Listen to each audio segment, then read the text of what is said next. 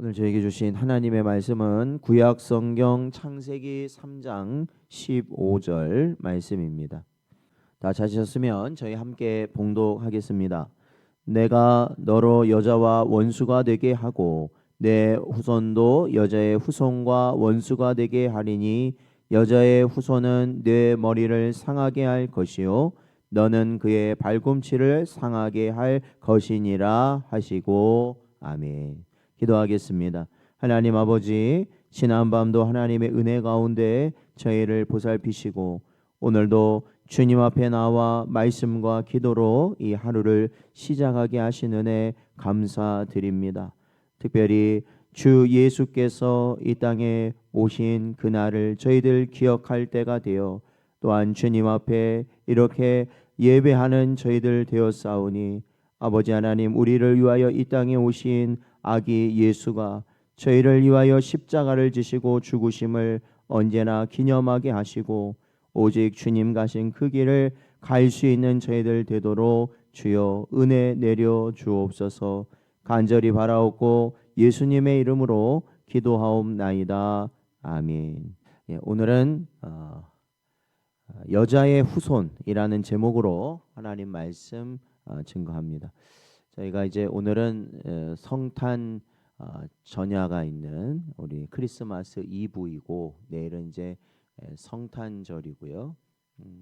그렇게 되어 있어서 새벽에 저희들이 오늘, 내일 그리고 모레 글피 그래서 4일간 해서 이 약속이라는 주제를 가지고 하나님께서 우리에게 주 예수 그리스도를 통해서 이루신 구원에 대해서 살펴보고자 합니다.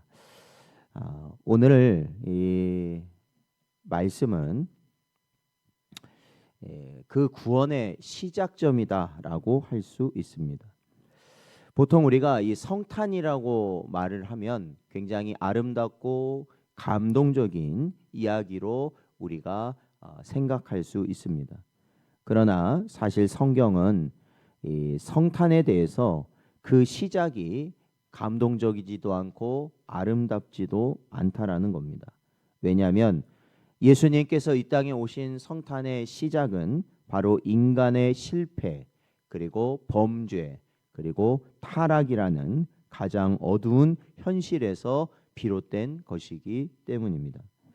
아담과 하와의 범죄 이후 인류의 역사는 죄와 죽음 아래 놓이게 되었던 것이죠. 로마서 5장 12절 말씀을 보면 그러므로 한 사람으로 말미암아 죄가 세상에 들어오고 죄로 말미암아 사망이 들어왔나니 이와 같이 모든 사람이 죄를 지었으므로 사망이 모든 사람에게 이르렀느니라 말씀하고 있습니다.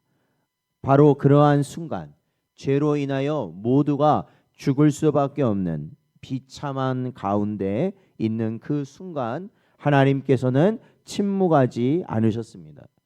바로 이 인간의 타락한 순간에 인간은 하나님을 찾지 않았지만 하나님께서는 먼저 인간을 찾아오셔서 말씀하셨던 것이죠.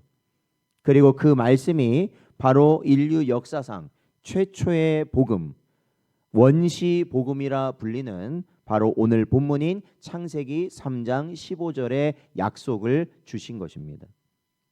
오늘 이 말씀은 회개한 인간에게 주어진 약속이 아닙니다.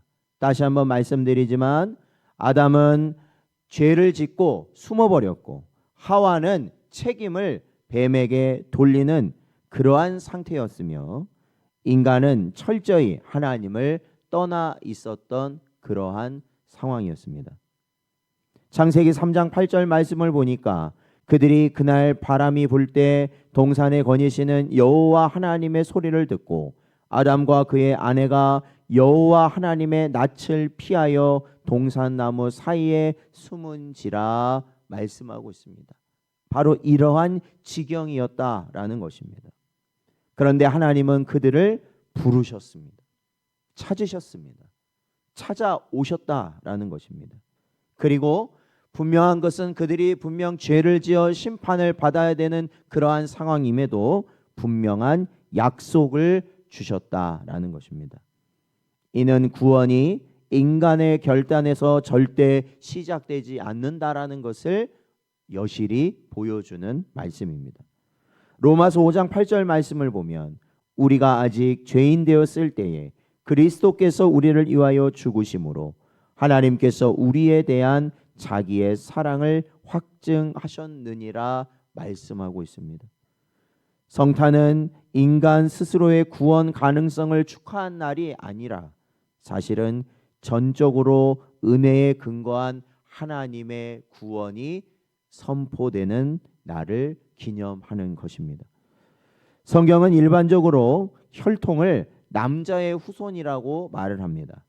그런데 오늘 3장 15절 말씀 본문을 보면 여자의 후손이라고 말하고 있습니다. 이는 장차 동정녀 탄생을 예표하는 표현입니다. 이사야서 7장 14절 말씀을 보면 그러므로 주께서 친히 징조를 너희에게 주실 것이라. 보라, 처녀가 잉태하여 아들을 낳을 것이요 그의 이름을 임마누엘이라 하리라 말씀하신 것이죠. 바로 이러한 약속은 신약에서 분명히 성취됩니다.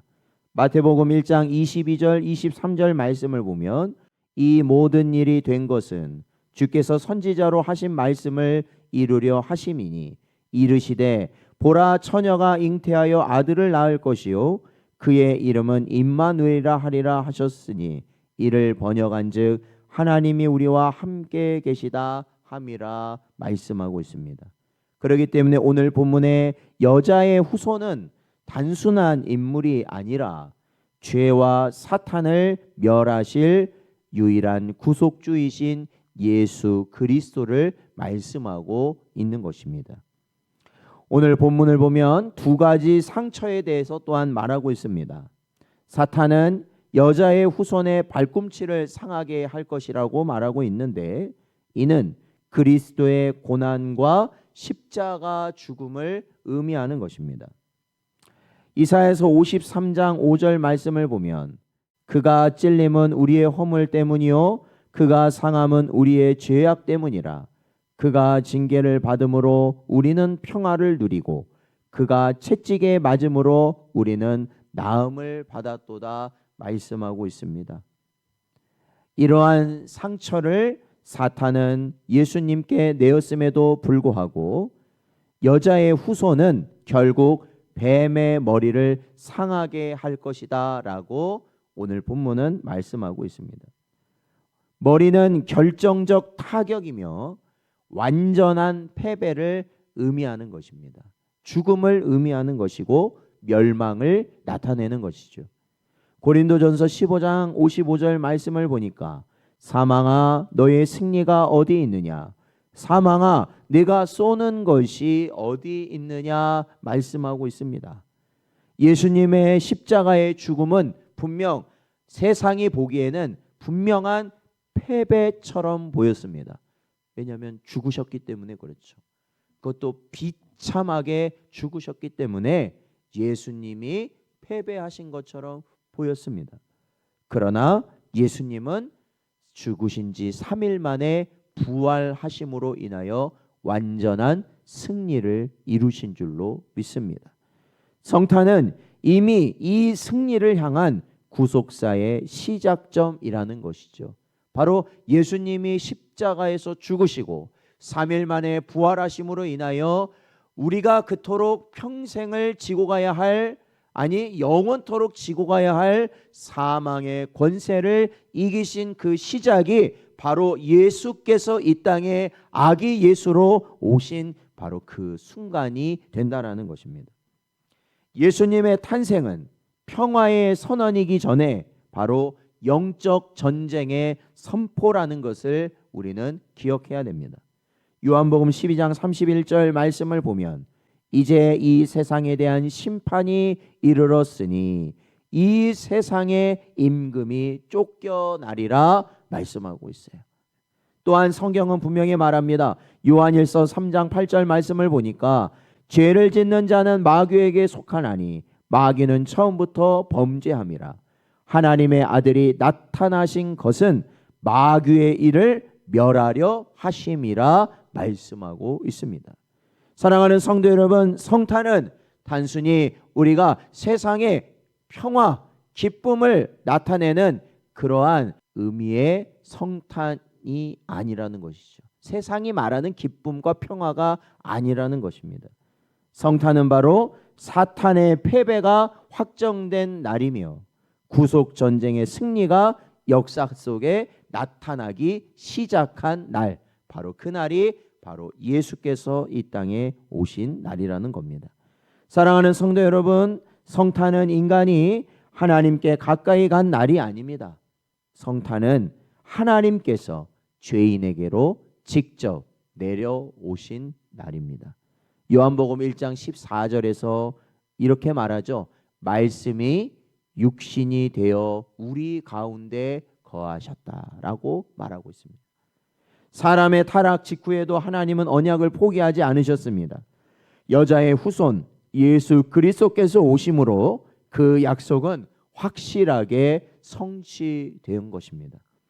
성탄은 육신의 정욕과 쾌락을 즐기는 절기가 아니라 구속 언약이 역사 속에 드러난 날임을 우리는 고백하는 날이 되어야 할 것입니다. 아직 어둠이 있는 세상 가운데서도 이미 우리의 승리는 결정되었습니다. 매일과 같이 우리는 아직 육신을 가졌기 때문에 염려하고 근심하고 걱정할 수는 있겠으나 그럼에도 승리하신 예수 그리스도께서 우리 안에 거하심으로 우리 역시 그 승리의 길을 감을 우리는 고백하는 하루하루가 되어야 한다라는 것이죠. 그러므로 우리는 이 성탄을 맞이하여서 이렇게 고백할 수 있는 겁니다. 기쁘다 구주 오셨네 만 백성 맞으라, 이렇게 말할 수 있는 것이죠. 오직 온 땅의 구주 되신 예수 그리스도만이 영광 받으시기를 바라며 그러한 예수님이 가신 그 길을 또한 우리가 바라보며 살아갈 수 있는 복된 여러분 되시기를 주의 이름으로 축원드립니다.